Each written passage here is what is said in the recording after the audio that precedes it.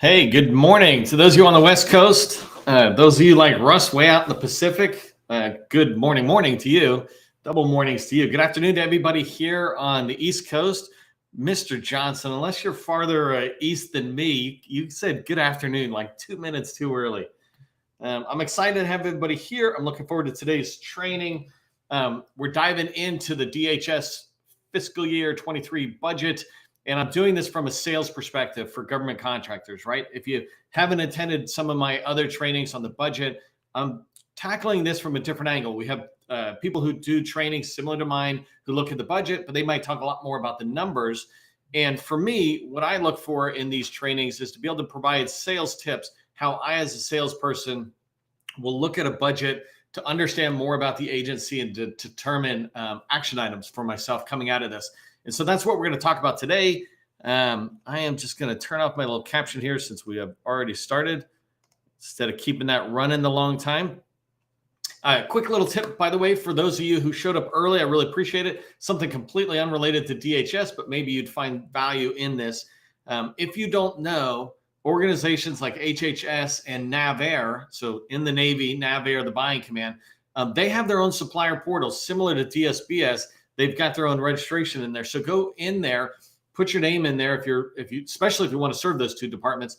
But if you, even if you don't, having it in there might enable people to see who you are and track on you. I did this example yesterday in another training where I said there's about 5,000 hub zone firms, but maybe 400 of them are registered in HHS. And so imagine if your company was in there, not just for the tags, but say you did cybersecurity or you did elevator construction. If you're in where they're looking, then you're visible to the buyers. And I always talk about the first step in all of our processes is being visible. So if you don't know who I am, my name is Neil McDonnell. I'm the president of the GovCon Chamber of Commerce. I want to welcome you to the daily LinkedIn Live sales training, where I focus on sales training tips and process procedures for success in the federal market. I spent 20 years as a small business owner in the federal market. And I was thinking about this morning because I usually have this normal thing I say. But this morning, I was successful as a small business owner, but no, most of the time I kept wondering about where was the process? How do I do what I need to do? People would tell us what to do. You know, hey, you need to build relationships. You need to get in and do your homework on agencies. Cool. How? I never could figure it out. And so these trainings are designed to touch on the how. Since 2018, through the GovCon Chamber of Commerce, I've been teaching people like you that government contracting is not a secret. It's just a process. When we follow the process, we achieve predictable results, and that's what I'm looking to achieve today. Do me a favor, help buyers, help yourself, help me. Remember, I guess you don't have to help yourself remember, but help the other people in the community, and me and buyers, remember who you are. Put your company name, your two core competencies, or your core competencies with 2 or 3 words into the chat, and let me know where you're at there. I've got to slow myself down a little bit. I was listening to Lady Gaga beforehand. I was all bouncing around, and I'm like, okay, slow down, be all professional in here, but I'm getting a little bouncy around. It's just because I'm excited about delivering content to you. Somebody early on, Russ was saying, you know, this is like, breakfast of champions, and he's absolutely correct. These are designed not only to be good trainings, but the community that's in the chat, these are your fellow government contractors. So meet each other, say hi, let people know that you're available for connections, you're open to connections, but most importantly, just let them know who you are by putting your company information in there. Okay, so if you haven't been here before, I'm going to go through a fire hose of training.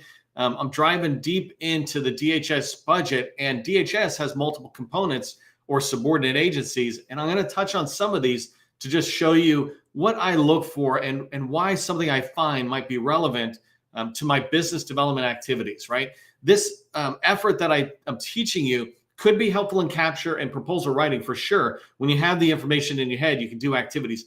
But it's most important for business development. So I'm taking months of effort digging into a document. I'm putting it into a 30-minute training, right? So we're definitely going at a fire hose pace, but I'm sure I'm going to share a lot of good information. All right, let me share my screen, get rocking and rolling. I think we're good there.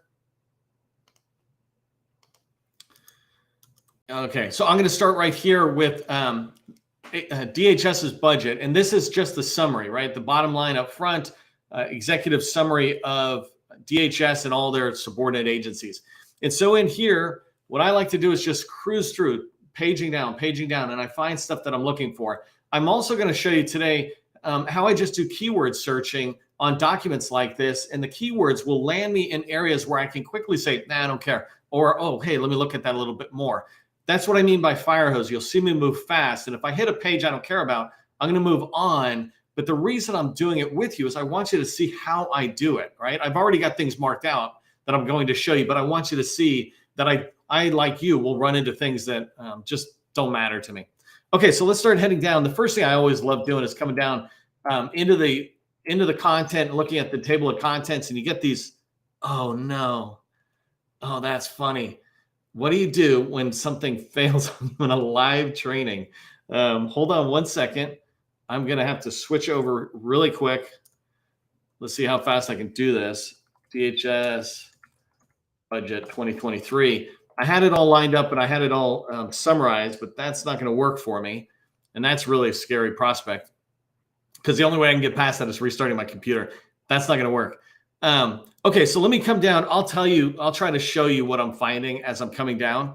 But the first section I was going to was right in here. And the part I wanted you to pay attention to is this discretionary budget, right? The budget's 97 million or billion, but that's not really the budget from government contracting that we care about.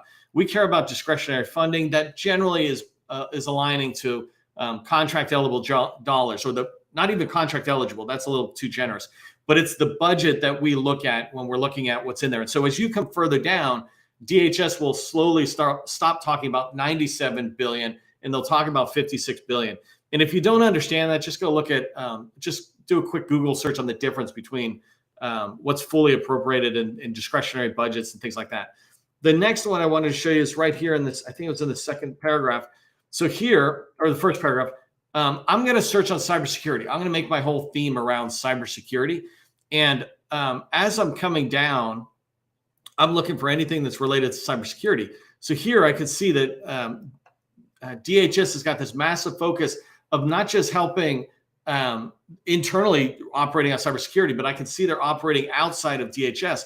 Well, I want to learn more about that and see who's tracking on that. Let me come on down here. So the next area I just want to show you right here, two things about this. Let me see if I can scroll. The first thing I want to look for is funding priorities. When I see something like that, that's important to me. It tells me this is where they're talking about what's going on with DHS. If I understand their priorities, I'm able to be a better, support to them. I'm a vendor and a seller, of course, but I want to be a support part of their teams. And part of being a good team member is understanding the priorities. So we'll take a look at that in a second. The other thing is, if you're not aware of it, right, when you go into DHS and you say, hey, I want this to be my target agency or department, you're able to begin to look at how are they broken up. And these subordinate bullet points here under summary of information of DHS organization, that's basically the organization. And so ICE or TSA or Coast Guard, these are all separate components. And then up on top, you've got their major offices. And so you start tracking on that. Let me keep coming down. And so as I come through, I ignore things like this. When I start coming down, I'm looking at their priorities now. Remember, we talked about funding priorities right here.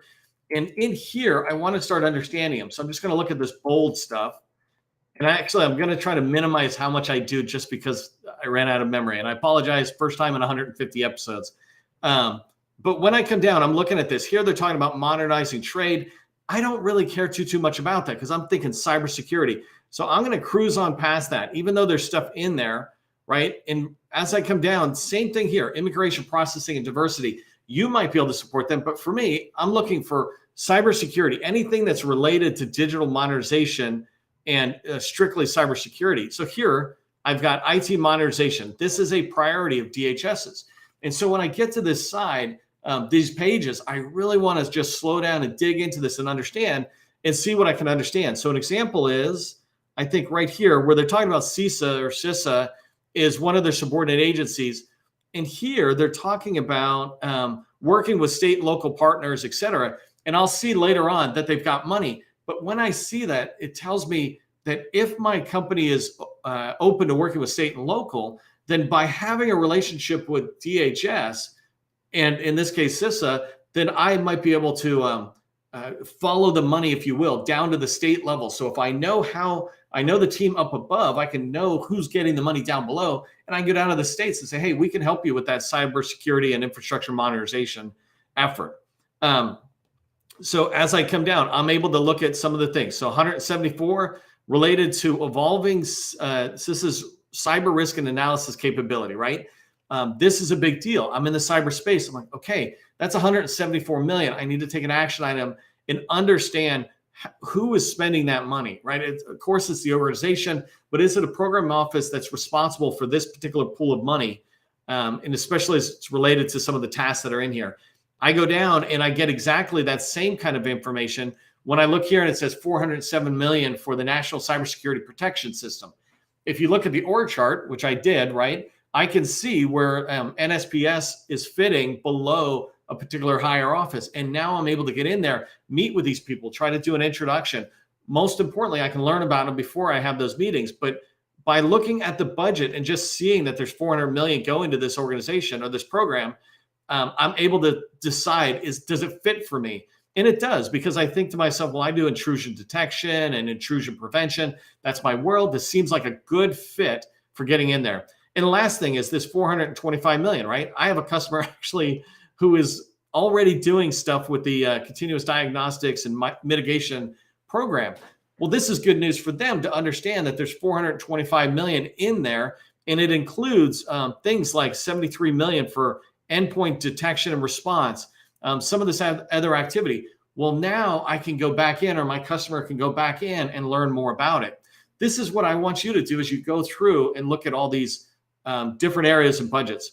By the way, let me do a quick side note. And over here, I just want to point out, I use this tool called MindMeister. It's a little tip for you. When we're tracking internally DHS and Navy and all these other federal customers that we support, we take information like that one I just saw, and I might follow the thread down, maybe going into CISA and tracking. Like in here, we track who the people are in the subordinate organizations. So as we come down in the divisions, and here's that continuous diagnostics CDM, and so I can put that data in there. This might be a tool that you guys might be interested in. It's called mindmeister.com. Gus might drop a link in there for you.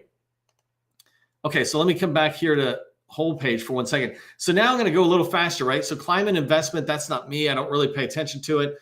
Transportation security is an interesting one, because here they're talking about, and I think it's down here where they begin to talk about, I don't want to go too far into this because I spent time ahead of time highlighting and I just lost that. So, but in here, I can start looking at this budget. Let me see if it'll actually let me do the way I did do it. Ah, perfect.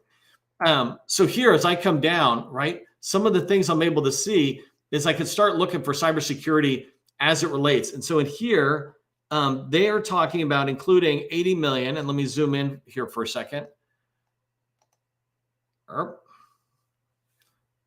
This is way better when everything works the way you want. But here, TSA has got 80 million to establish a critical infrastructure cybersecurity grant program. The reason that's interesting to me, it's not so much helping inside of DHS, right? But it is a grant program that's going out, and I can learn more about this. How is FEMA pushing it out? And down below, or not down below, but in FEMA's budget, when I look at it, I actually have found this one, and it talks about what they're doing. And as I said, following the money is that important thing that allows us to go down there. Okay, so let me go back here to zoom out for 1 second. So the same thing now, as I come down through DHS, and I'm probably going to pause at this point, I'm able to look at each one of these high-level DHS prioritizations based on the components that are in there. So here it's Coast Guard, and I'm able to see what Coast Guard's doing. Obviously, they're doing things with boats on the water, right? That's Coast Guard's job, is to protect our borders from the water side. But in here, they begin to talk about some of the things that they're looking for as well, which relates to cyber, and that's what I'm looking for. So let me come back here to the budget and see if there's any chance. I'm going to see if I can work through this smoothly. We'll find out in a second, but okay, good. So at least I can page down. I can't zoom in or zoom out, but paging down. So here I'm in TSA. I'm going through TSA's budget. They're part of DHS, right? And I want to look in, and this is one of the things that popped up to me, is that TSA is challenged by persistent, pervasive, and constantly evolving threat environments, both in the physical and cyber arena. So when I think TSA, I just think the airport and inconvenience, right? Of course, that's not giving them a fair shake, but that's all I think. But when I look in here, I'm like, TSA's got a responsibility for the cyber realm. That gives me an action item to learn more about them, right? As I'm trying to pursue CISA, which is going to be, let's say, the revenue I'm targeting in my pipeline over the next 6-12 months, I can begin to align TSA from a business development standpoint, looking at this and saying, well, let me have some introduction meetings in there and learn how they spend it. Let me see if I scroll down. I got to go pretty fast here to get to it. Oh, cyber. Forgot I was doing all this searching. So these are the ones that I'm going to ignore really quick. So right here, one of the things I'm looking at as I'm coming through, right? I see enterprise cybersecurity, and they've got 23 million spend in there. What's my play, and how does this align to what they're spending? What are their contracts, et cetera? And so I want to begin to track on what they have in there. If I come farther down, I'm skipping some of these. If you see me skipping it, it's because it doesn't mean anything to me. I highlighted the areas that matter. So here, when I get down, I notice that they've got these pricing changes in the budget where they're talking about. But the reason I like it is it's justifying why they're doing what they do. If you don't know this, agencies have to justify, like TSA has to justify up to DHS. DHS has to justify up to the president's office. And then the president, the executive branch, has to justify to Congress. And so there needs to be language in there that's justifying pretty much everything that they're doing to spend money. That's what the budget is to me. I can look in and see what's your justification. You're going to talk about goals you have, and you're going to talk about challenges you have. How can I learn about them in there? And so in here, one of the things that pops out to me is that the pricing change reflects right-sizing TSA's IT staffing properly to account for salaries and benefits, et cetera. By the way, for incumbent personnel as well as government people. And what this is telling me is that this is a challenge they're facing, just like all of you out there that might be facing challenges with talent and hiring. Well, the government's facing it. And when I do sales is about getting the buyer to understand and admit the problem and to begin to discuss the problem. And then I begin to talk about it. So I have a customer who's coming out of the IC and coming in at DOD, and one of their strengths is hiring people with TSSCIs. Right? They don't have a lot of experience and past performance in this DoD space, but they have a ton of experience and a solid process for hiring people at that highest level, at the highest skilled level, as well as clearance level, right? That's a big deal. And understanding here, she might talk to that, right? She might talk to the customer this way or ask questions. That's why I look at something like this and grab it out of here. Let me see if I got one more down here. Down here, let me see really quick. There it is. Okay, so down here, the last one I want to do here, and I'm going to switch over to a couple others, is the FY23 budget. It includes increased 25 positions for the enterprise cybersecurity, right? The thing that I didn't recognize before is I saw enterprise cybersecurity of 27 million or whatever, but that was just their increase. And down here, it's talking about the base of this program. The overall spending is 400 million. Like, okay, I need to learn more about that. If they're spending 400 million, and all I'm looking for is 1 to 5 million a year, that's not a lot. That's all I want. If that's what I'm looking for, then I need to dive deep into who owns enterprise cybersecurity within TSA. Let me switch over. So this whole organization, Cybersecurity and Infrastructure Security Agency, it's all about cybersecurity.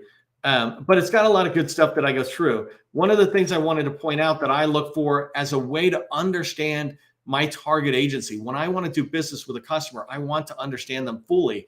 And part of understanding them fully is just understanding the structure, the hierarchy that they do. So here they talk about, the component level for CISA, and then operation support is the appropriation. And then they're coming down to PPA level 2, level 3. And I start tracking that, and I look in at threat hunting, and I think to myself, well, what is that? I mean, is that managed as an organization office, or is that just a spending thing? Is there an alignment to spending in the hierarchy? I don't know that. Some of you might if you're in DHS, right? But it does tell me, let me go in and learn. Let me ask the small business specialist not to talk to me about SAM and a bank account, right, and registering. Let me ask them tell me about the organizational structure. How does the funding align to the organizational structure? The small business specialists, if those are my first meetings or your first meetings in DHS, they'll know it, and it's a way for you to begin to build that relationship with them because they see you as wanting to understand DHS first, or in this case, CISA, and then the others. And actually, if I understood CISA or CISA correctly, I would know it. And if I was looking at chat, I bet one of you would tell me. Let me pop down just a couple of things on here. And what I'm showing you, by the way, is I'm looking at DHS across the board, and then there's subordinate offices. In this case, there's full out agencies, right? TSA, CISA, CBP. But when I come in here, I'm looking at the budget, and it's talking about $470 million for that national cybersecurity protection system I talked about. That's an action item. I need to get into that office and learn about it and see how can I win. I need to go look at FPDS and find out who's already in there that are working on this that I might be able to team up with or learn from, et cetera. The next one, $424 million, $25 million for that continuous diagnostic mitigation program. That's the one I was talking about. And as I read through this, I can begin to learn more about it. And so as you see it coming down further, it just lays out how that budget's being spent. And this is an important part for me, using the budget to create business development activity or tasks for myself and my colleagues. Let's look at custom and border protection. So now we're getting a little farther away.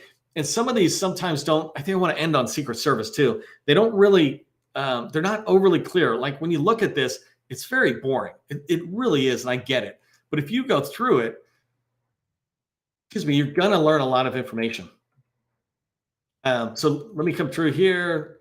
Actually, I might have skipped that. I might have gone to DHS or Secret Service, because Secret Service kind of surprised me, right? I just think to myself that Secret Service is presidential protection and maybe banking things that they did in there. But if I come down, one of the things I'm looking at, and this is an interesting thing for me, is I see the cyber fraud task force modernization. I don't know if you can see it, but this is an executive level driven action that must be done. And it says within 90 days, they must submit a briefing on the cyber fraud task force, which is established through the merger of whatever. The briefing should include current obstacles to addressing evolving cyber threats. What are the obstacles you're facing in Secret Service? And the reason this is important to me, and I think it should be really important to you, is it was transmitted in April of 2021, right? So it's already out there.